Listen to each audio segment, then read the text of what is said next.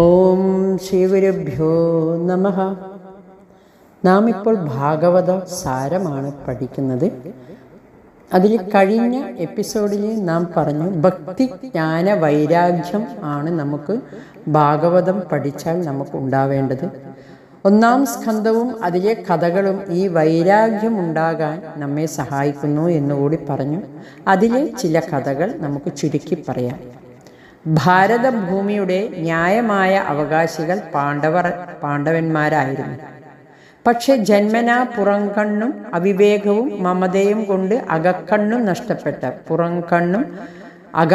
നഷ്ടപ്പെട്ട ധൃതരാഷ്ട്രർ വിചാരിച്ചു, രാജ്യം ഏതു വിധത്തിലെങ്കിലും തൻ്റെ പുത്രന്മാർക്ക് വേണമെന്ന്.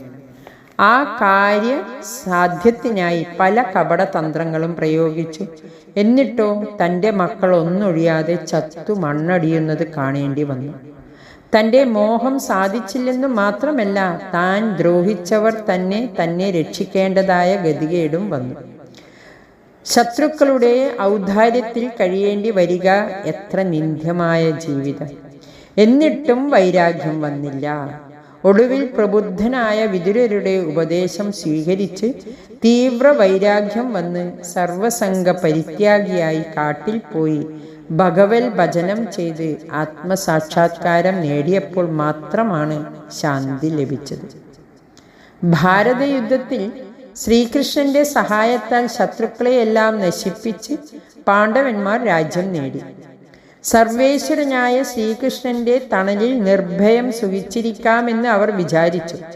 അപ്പോഴാണ് പെട്ടെന്നൊരു ദിവസം ഭഗവാൻ അവതാരം സമാപിച്ച് സ്വധാമം പ്രാപിച്ചതായും കലി സർവത്ര വ്യാപിച്ചതായും അറിഞ്ഞത്.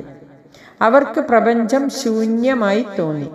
രാജ്യമുപേക്ഷിച്ച് മഹാപ്രസ്ഥാനം ചെയ്ത് ഹിമാലയത്തിൽ പോയി ഭഗവത് ഭജനം ചെയ്ത് ആത്മസാക്ഷാത്കാരം നേടിയപ്പോൾ അവരും ശാന്തി ലഭിച്ച് സദ്ഗതി നേടി. ഗർഭത്തിൽ വെച്ച് തന്നെ ഭഗവാനാൽ രക്ഷിക്കപ്പെട്ട പരീക്ഷിത് യൗവനത്തിൽ തന്നെ ഈ ഭൂമണ്ഡലത്തിൻ്റെ ഏകഛത്രാധിപതിയായി. ആർക്കും ജയിക്കാൻ കഴിയാത്ത കലിയെ പോലും അടക്കി നിർത്തി.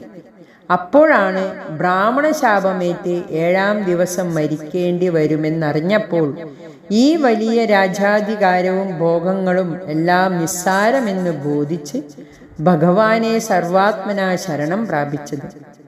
ശ്രീശുക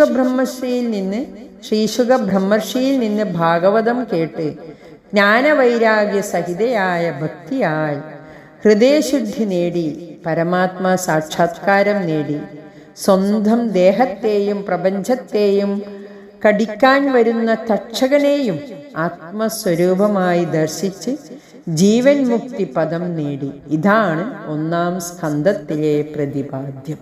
ഹരി ഓം നമഃ ശിവായ.